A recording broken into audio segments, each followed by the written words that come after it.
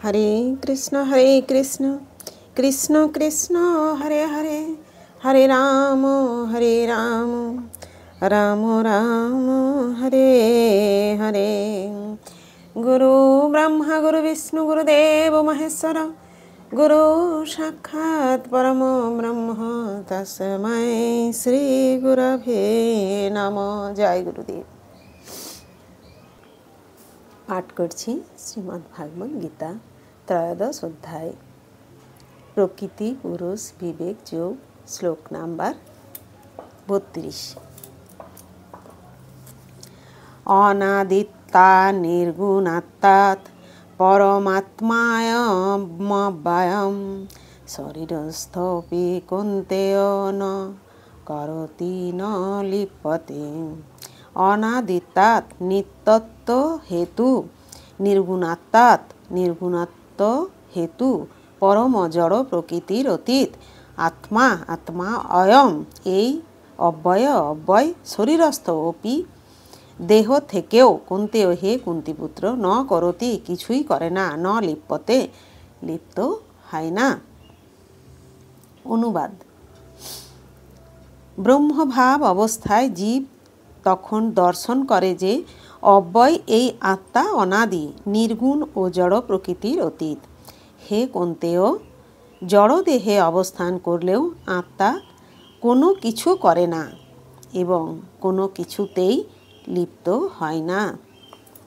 তাৎপর্য: জড় দেহের জন্ম হওয়ার ফলে মনে হয় যেন জীবের জন্ম হলো, কিন্তু প্রকৃতপক্ষে জীব শাশ্বত সনাতন, তার জন্ম হয় না এবং জড় দেহে স্থিত হলেও সে গুণাতীত ও শাশ্বত, তাই তার কখনো বিনাশ হয় না।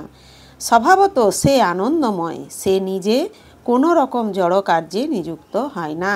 তাই জড়দেহের সংস্পর্শে আসার ফলে যে সমস্ত কার্য সম্পাদিত হয় তা তাকে আবদ্ধ করতে পারে না।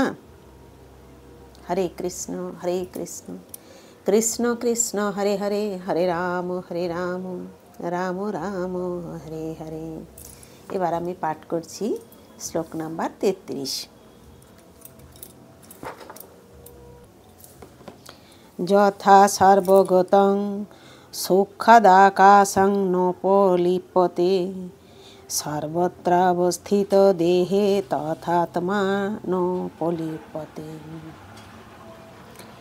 যথা মানে যেমন, সর্বগতম সর্বব্যাপ্ত, সাক্ষাৎ সূক্ষ্মতা হেতু, আকাশম আকাশ, ন মানে না, উপলিপ্যতে লিপ্ত হয়, সর্বত্র সর্বত্র, অবস্থিত অবস্থিত, দেহে দেহে, তথা তেমন, আত্মা আত্মা, ন মানে না, উপলিপ্যতে লিপ্ত হন না।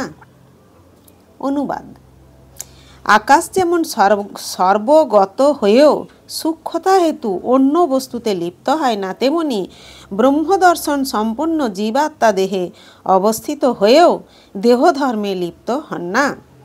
তাৎপর্য: জল, কাদা, বিষ্ঠা আদি সব কিছুতেই বায়ু প্রবেশ করলেও তা কিন্তু কোনো কিছুর সঙ্গে মিশ্রিত হয় না।